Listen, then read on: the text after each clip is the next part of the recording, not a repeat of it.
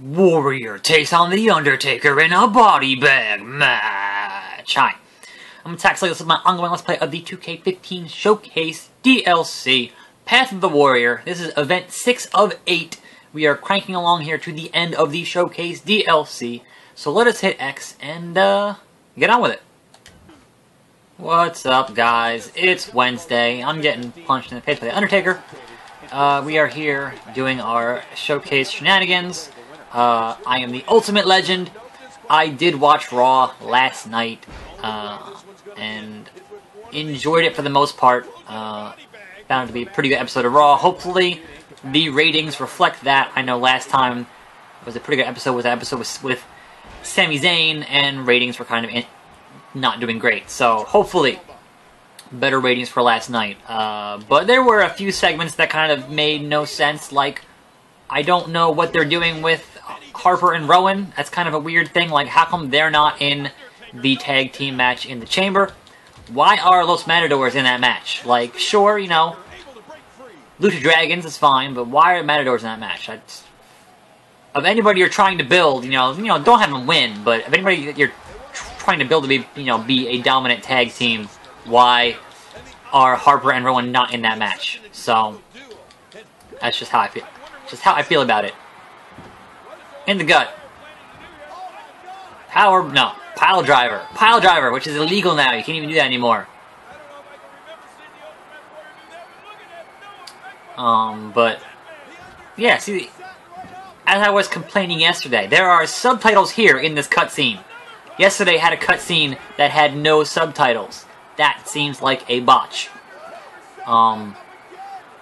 Anyway, yeah, so I enjoyed the Kevin Owens Cena segment was pretty good. I am, like anything else, I am concerned about anybody who has to feud with John Cena. I am concerned about, because most guys do not come on the better end of their career after having feuded with John Cena.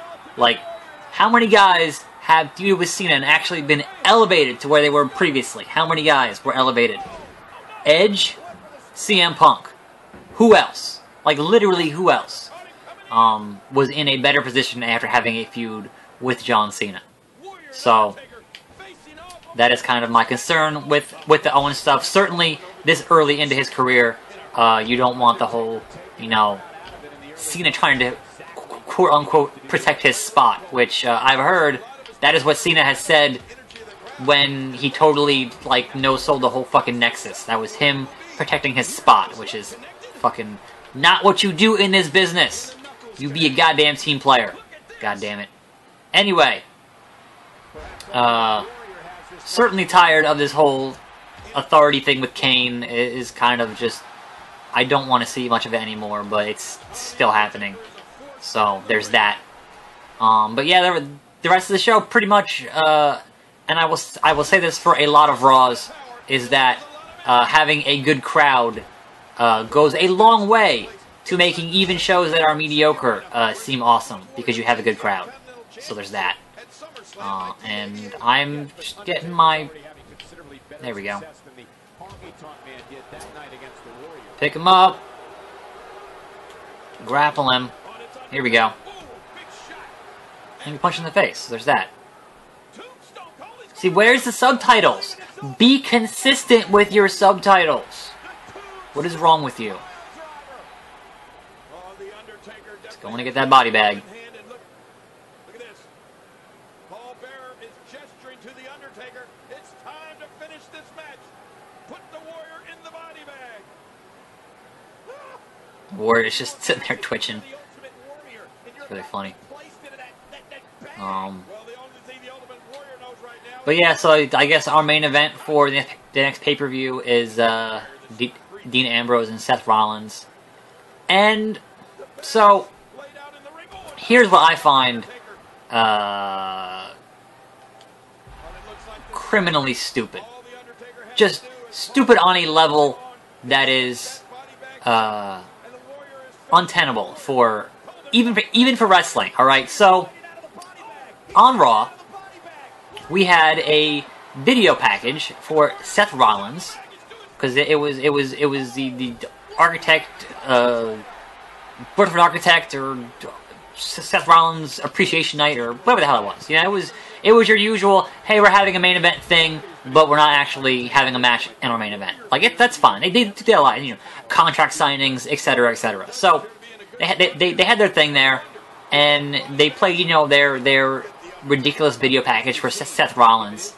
Problem being, and this is, you know, in real life and not in kayfabe, is that they have banned the curb stomp. The curb stomp is no longer a finisher Seth is allowed to use. They won't mention it. They won't show it in video packages, etc., etc. So that makes it, at this point in history, in 2015, in the month of May, that makes it real difficult to have a compelling Seth Rollins video package when you can't show the curb stomp. And this was readily apparent when they showed the Seth Rollins and Dean Ambrose thing where he took out Ambrose and curb stomped his face into a bunch of concrete cinder blocks. That's hilarious. And they showed Ambrose on the concrete and they showed the aftermath. But what happened? How did his face get mashed in that concrete? What was the move? Like, so that was dumb enough. But then they went even dumber and had Dean Ambrose have the mystery concrete blocks and have Seth Rollins on them, and he picks up a chair instead. And it's like, no, you're mirroring the thing that you already did with Ambrose and Rollins with the curb stomp into the concrete, but you can't do or mention the curb stomp. Like, why would you even have that cinder block spot? Do something else. You're evoking memories of a thing that you're literally not allowed to talk about. What are you doing? What are you doing? Like, that to me was indicative of how dumb they can be with wrestling sometimes. What's in the urn? Could it be ashes? It's an urn. And he sits up in the, body bag. That's really funny. That's a good visual. I enjoyed that. But he lost the match. Anyway, yeah, so the ending of Raw, pretty dumb. And having to edit your video packages around the fact that you can no longer show the curb stomp. Really dumb. Really, really dumb. Oh, hey, Sergeant Slaughter. So, he won he won the belt. Good for him. So, here we go. Sergeant Slaughter with the Iron Sheik, more or less. Colonel Mustafa and General Adnan. But, you know, it's the Iron Sheik, you guys. Ultimate Warrior, you need a tag partner. He need Hulk Hogan. The Triangle of Terror with Sid Vicious as the referee. At SummerSlam. Good times. So that'll be tomorrow's episode. Because we are running out of episodes here. And I don't know what I'm going to do for daily content after I finish the Path of the Warrior. So stay tuned for me figuring out what the hell I'm going to do for that. I might just buy a copy of GTA 5 and start playing that every day. I don't know. But guess what? That's totally the Iron Sheik. Fucking bullshit! Break his back. Make him humble. Old country way. Shiggy baby. He's wearing a slick. Look at his boots. That is the Iron Sheik. That is 100% the Iron Sheik. Which is great.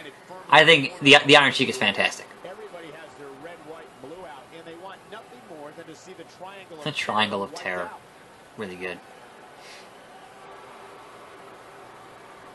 But yes, this was the era where you had Sergeant Slaughter as the Iraqi sympathizer, which is, as it turns out, not a thing you can do in modern days, as we saw with Daivari and Hassan. Not a thing you can do getting super... As we saw with Jack Swagger and that stuff. Like, getting super political is not a thing that's going to go over well in 2014, 2015. It's not, like... But at the end of the day, yeah, sure, you've got Rusev, but then when you had Lana make an allusion to that actual plane that got shot down, like, that was a big fucking deal, and they backed away from that, like, immediately backed away from that, you know, when they were like, oh, current events. So yeah, getting political in wrestling these days, and it's wrestling, come on. Like, getting heel heat is a tried and true thing that is so much harder to do in the current day, getting legitimate heel heat. Just look at Bray Wyatt. Like, getting legit heel heat is so much harder to do now, because you can't lean on the old tropes of using political stuff, and just, you know, doing and saying whatever you could do, you know, within the realm of good taste for heel heat. And certainly in the late 90s, in bad taste.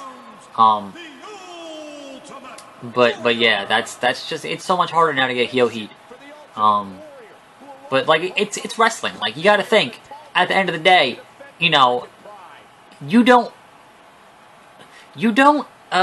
give movies shit for having bad guys that were fucking psychopaths. You don't get out of shit. Like, it's wrestling. It's entertainment. They're telling a story, so how come they get, you know, such negative media attention when they use things that have worked in the past to get heat on the heels? Here's a spoiler.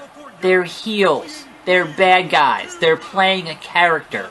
So why can't you have guys playing really bad characters and using, like, wrestling has always used real world stuff in terms of their stories. That's always how it worked, and it's a shame that they can't do that anymore, you know, in good taste or bad, because obviously the bad guys in the end always lose and the good guys always win. It's wrestling. It's like superhero shit. Like, I don't get it. I don't get it. But that is what it is. You can't have guys doing their dastardly deeds like they used to. And you certainly wouldn't see the Iraqi sympathizer, Sergeant Slaughter, in the modern day. And that got a lot. Like, he was getting death threats and shit. That was like heel heat to the extreme. The guy who used to be a good guy is now a bad guy. Like, that stuff was, at the time, like, mind-blowing. So, anyway, that's enough of my ranting and raving about the future and past of wrestling. Tomorrow, we will have a phenomenal tag team match against the Triangle of Terror, which is Slaughter, Iron Sheik, and that third guy. I can't remember his name. But that'll be tomorrow as we barrel on to the conclusion of the Path of the Warrior DLC for 2K15 on the PS4. Oh, hey, Sid Vicious. And that'll be that. Handicap match, SummerSlam 91, which was still 3 years before I was even watching wrestling. So, whoosh. So, as always, I am Attack Slug. Hope you enjoyed. See you tomorrow. Tell your friends. And I will see you next time, right here on this channel. And I'm out.